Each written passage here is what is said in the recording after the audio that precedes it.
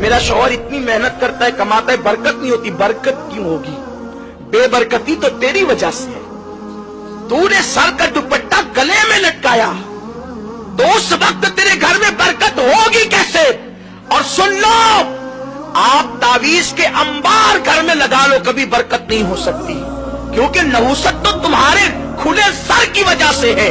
اور یہ میں نہیں کہہ رہا ہوں, بلکہ صاحب روح البیان نے لکھا ہے. اگر یہ بات لکھی نہ ہوتی تو میرے اندر بیان کرنے کی ہمت نہ ہوتی. نبی کی موجودگی میں عورت کے سر سے دوپٹہ ہٹے تو وہاں سے رحمت کے فرشتے چلے جاتے ہیں. تمہیں پتا ہے اے خاتون جنت کی کنیزوں, جس وقت ابراہیم علیہ السلام کو آگ میں ڈالا جا رہا تھا, ابراہیم علیہ السلام کو آگ میں ڈالا جا رہا تھا, تو آگ میں ڈالنے کا طریقہ کیا تھا؟ انہوں نے منجنیق بنائی تھی. منجنیق آپ سمجھتی ہیں, جب پہلے دور میں قلعوں پہ حملے ہوتے تھے تو منجنیق کے ذریعے سے پتھر پھینکے جاتے تھے.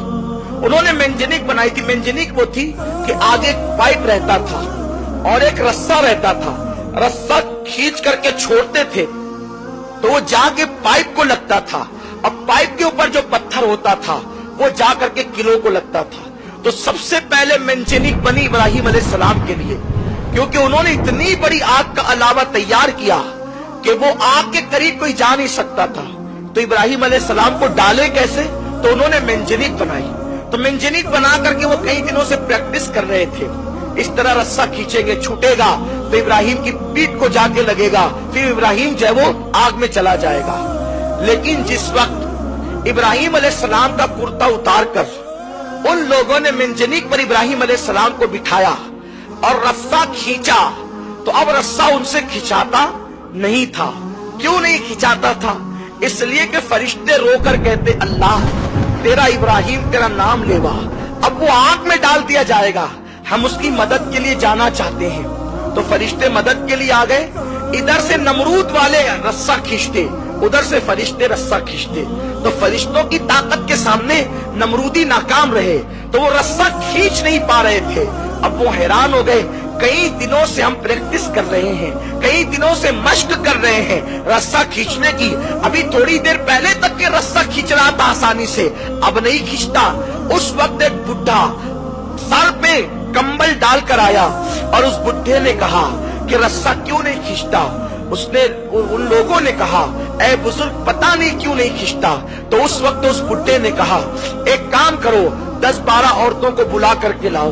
10-12 عورتیں بلا کر لائی گئی.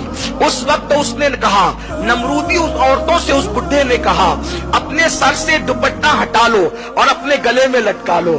تو ان لوگوں نے دوپٹہ جیسے ہی ہٹایا وہ رسہ کھینچ گیا. وہ رسہ کیوں کھینچا؟ اس لیے کہ جب عورت سر سے دوپٹہ ہٹا دیتی ہے تو رحمت کے فرشتے وہاں سے چلے جاتے ہیں. تو اب ابراہیم علیہ السلام کی مدد کے جو رحمت کے فرشتے آئے تھے وہ دوپٹہ سر سے ہٹنے کی وجہ سے چلے گئے. حالانکہ وہاں اللہ کا پیغمبر موجود ہے, پیغمبر کی موجودگی کے باوجود اگر عورتیں سر سے دوپٹہ ہٹا دیں تو رحمت کے فرشتے وہاں سے چلے جاتے ہیں. تو کیا تمہارے گھر میں کوئی پیغمبر ہے؟ کوئی تمہارے گھر میں کوئی صحابی ہے؟ تمہارے گھر میں کوئی ولی ہے؟ نادانو, تمہاری تکلیفوں کا علاج صرف تمہارے پردے میں ہے. پردے میں رہ کر دیکھو, پھر میرے اللہ کی قدرت دیکھنا, اس کے کرم کی بارشیں دیکھنا. سنو, اللہ اکبر, جن کے گھروں میں برکتوں کا نزول ہوا, جن کے گھر سے کائنات کو خیرات ملی, جن کے گھر سے ولایت تقسیم ہوئی, جن کے گھر سے امامت تقسیم ہوئی, جن کے گھر سے نعمتیں تقسیم ہوئی, وہ گھر سیدہ فاطمہ الزہرا کا گھر ہے. سیدہ فاطمہ کی زندگی دیکھ لو. امام حسن مجتبی سے کسی نے کہا, حسن تیری ماں بڑی پاکیزہ تھی. امام حسن نے کہا, تو نے سچ کہا. جس دن میری ماں کا وصال ہوا میں 6-7 سال کا بچہ تھا, اس کے باوجود بھی میں نے اپنی ماں کے سر کے بالوں کو کبھی نہیں دیکھا. جو مائیں اپنے ننھے بچوں سے بھی اپنے سر کے بالوں کو چھپاتی تھی ان گھروں سے خیرات تقسیم ہوتی تھی, اور جو مائیں اجنبی مردوں کو بھی سر دکھاتی ہے پھر اس گھر سے خیرات نہیں بٹتی, اس گھر میں خیرات مانگی جاتی.